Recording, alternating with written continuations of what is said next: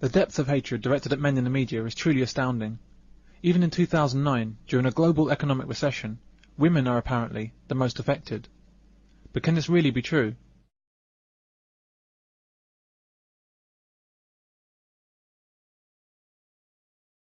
Hello, I'm Mary Honeyball. I'm a British MEP. I'm from London. The recession is hitting women more than men. I mean, we certainly know that in the UK, and I think it's the same across Europe. So it's very important that the Women's Rights Committee discusses this matter. The rates of suicide increase during recession, and it's men by far that are affected most. While women dye their hair blonde, men simply die. Men already commit suicide at 4 times the rate of women. In particular, young men who the suicide rates have risen for, sort of more significantly than you would have expected over the last 20 years. It's actually more than the last 20 years. The sustained increase in male suicides has been apparent since 1970, whereas female suicides have decreased over the same time. In harsh economies, men suffer more because of the additional burden that men have in supporting their families, a burden that women rarely have, and that women are not expected to have. There's a perception of men as being stronger and more able to deal with things, whereas it's more natural for women to express their feelings and to be the ones that say, I can't cope, I need help. Whereas in our society today, still very much there is this, men are supposed to be the strong, silent ones who can cope and just carry on, and it's difficult to get beyond that, and to perhaps say, no, I do need help, But in news stories about suicide, the fact that men suffer more is ignored. The word men is simply not mentioned.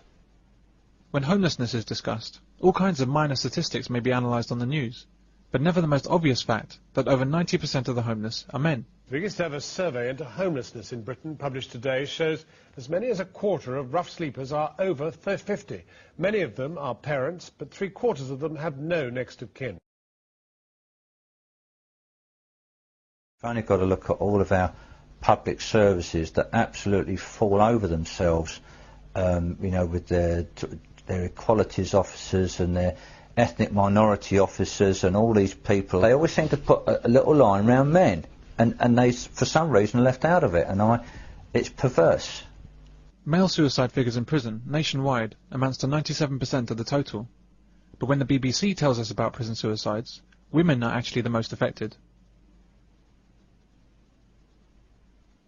A higher proportion.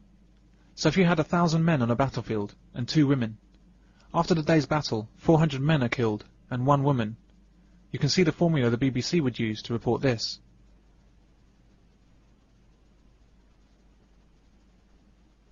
Of the 4,000 police officers that have been killed in the line of duty in the UK, 3,956 of them are men, 44 are women.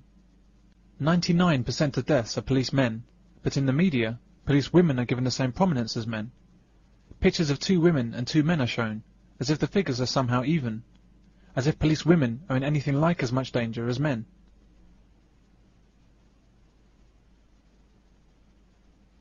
Fully half the story is about these 44 women, out of 4,000 dead. The killings of these police men are hidden behind the word officer. The same thing happens with military servicemen, firemen and workmen. When they die on duty or at work, their sex is disguised behind gender-neutral descriptions, which hide the fact that men are the most affected. This gender neutrality in job titles is not there to be fair to women.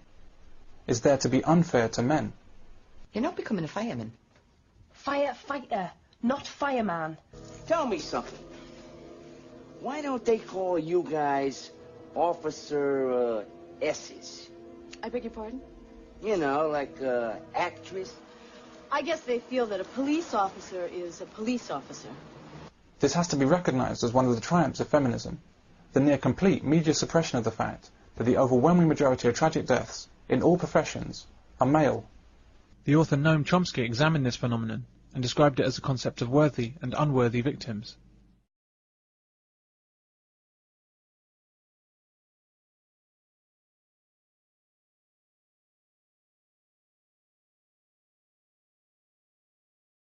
Men are not worthy of sympathy, they're only worthy of blame.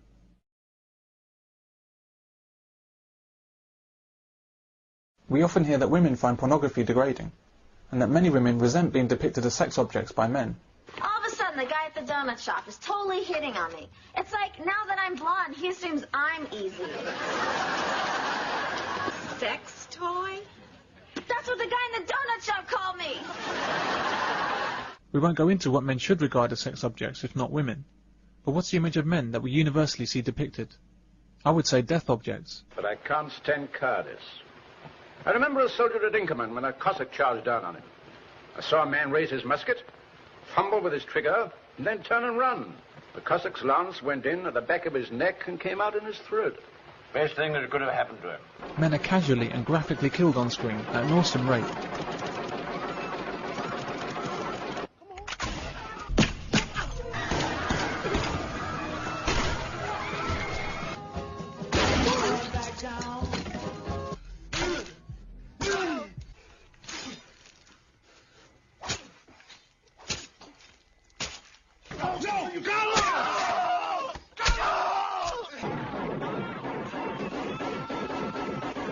But when women are killed, it's typically off-screen.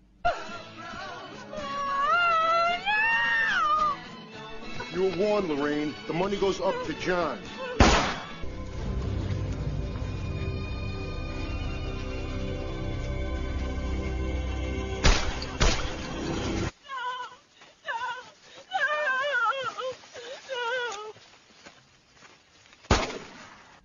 A man's life is so worthless, he commits suicide without hesitation.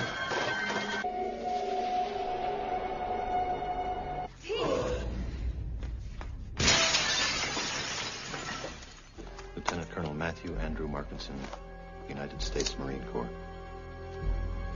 And when he commits suicide, he still can't win. The real reason that Walt took the coward's way out was because he disgraced himself. When a woman commits suicide, does it even occur to us to think of her as a coward? Two recent major Hollywood films portray men who believe that they can do the most good for others by committing suicide. Men are graphically mutilated, beaten and tortured.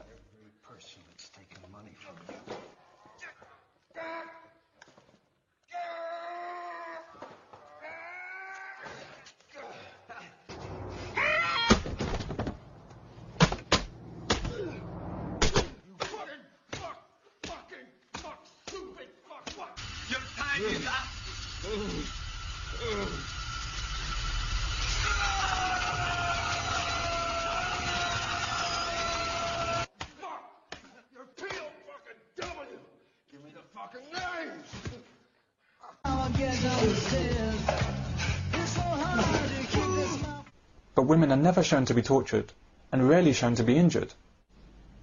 And women are never killed as a form of comedy. Marvin, what do you make of all this? Man, I don't even have an opinion. Well, you gotta have an opinion. I mean, do you think that God came down from heaven and stopped us? Oh, what the fuck's happening? Oh, man, man. Oh, man, I shot Marvin in the face. Why the fuck you do that? Well, I didn't mean to do it. It was an accident. Yeah. Stick around. I'm gonna make this pencil disappear. It's gone.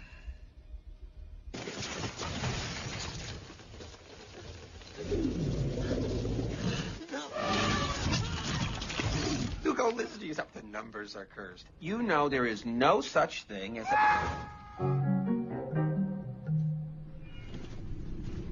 All right, we're not going to take any more of this stuff than we need because nitroglycerin is extremely temperamental. So we just...